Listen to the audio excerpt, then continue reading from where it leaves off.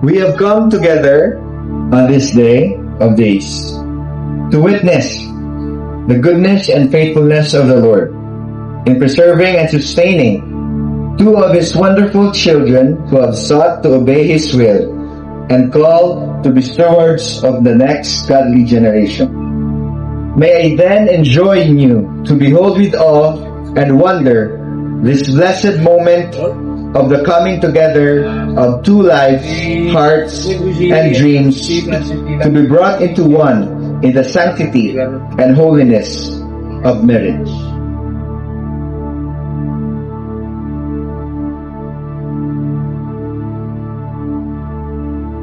Starting today, Louis and Fredilyn need all the more your supportive presence and understanding, knowing that the road to marriage life will be full of adjustments and growing up. May God's sustaining grace be upon you as you continue to uphold them. To the groom, you may now take your bride and present her here before the Lord.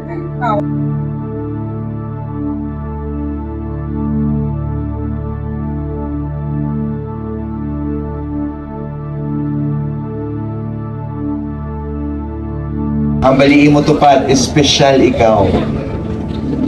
You are special. Nagabi na? You are special. Tama? Ano gusto niyo kung magbakal ka mo? Ang ordinary kung ang special? Ang special, di ba?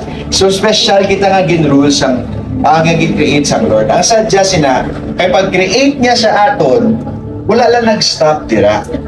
Ang Lord, gusto niya gidya, pila ka adlaw, no? Pero siya mga single, single nga mga bata pa, hulat-hulat lang kamo sa right na time. Sa mga single nga medyo do dapat na gid. So ma-pray kita karon nga makapamana man kamo kag pangasawa, ha?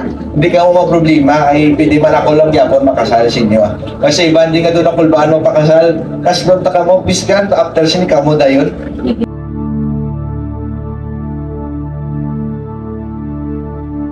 Louis as your husband and live with him as his wife in the bond of marriage. In God's grace, I do. Sigurado na? Wala duduwa. Very good. Do you promise to love him, that is to respect him being the head of the home, to obey in all things for the sake of love and the Lord's will, to be by his side in sickness or in health, and forsaking others, to keep yourself only for him as long as you both shall live? By God's grace, I do. Kamu dua, repeat after me. I state your name. Fredilyn, Do hereby acknowledge do hereby acknowledge the love the love and faithfulness and faithfulness in bringing you in my life in bringing you in my life as my wedded as my wedded husband, wife, to have and to hold, to have and to hold, to love and to cherish, to love and to cherish, for better, for worse, for better, for worse, for richer, for poorer, for richer, for poorer, in sickness and in health, in sickness and in health, to continue in his love and grace, to continue in his love and grace, till death do us part. till death do us Sige, part. tagaan mo guro siya.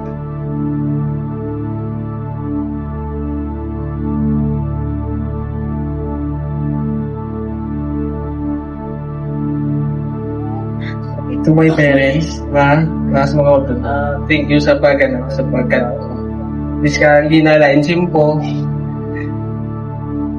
nagkatugib ka mo. Thank you again. Sige, Fredilyn, ikaw man. Thank you, Gid. First of all, thank you, Gid, kay Papa. Maski hindi nakatuon ni Papa, pero ginabuligan. Hindi kami permis sa mga kinangano namon sulod balay. Thank you, Gid, pa sa pag-accept mo man sa akon, Japon. And kay Mama, nga kay Mama mo na kula man din siya. Thank you sa pagbulig sa tanan, nilikaton. Kay Mama ko sa Japan, Ma, maski wala ka di, always mo kitandaan nga proud na proud ko sa mo bilang nga mama ko. I love you, Ma. Makita na kita, Ma. Ayun po. Sige, kuha niya na ng bata, kailan na ni moment kung doon. By the authority vested in me as minister of the Full Gospel Global Community Church, under the Philippine General Council of the Assembly, tugadali na si Luhuyaw. Hindi na ako makatapos sa Manila. I declare that Louie and Fredelyn are now husband and wife, according to the ordinance of God and the law of the Republic of the Philippines. In the name of the Father, and of the Son, and of the Holy Spirit. Whosoever therefore God has joined together, let no man put asunder. And now, the Almighty God bless and guide you all. His love and care and peace abound with you now and forever.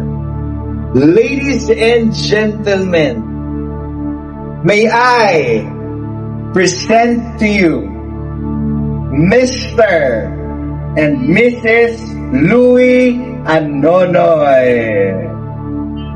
Inay. Ako namin sa nga ako nga. Dito lang nagtapos.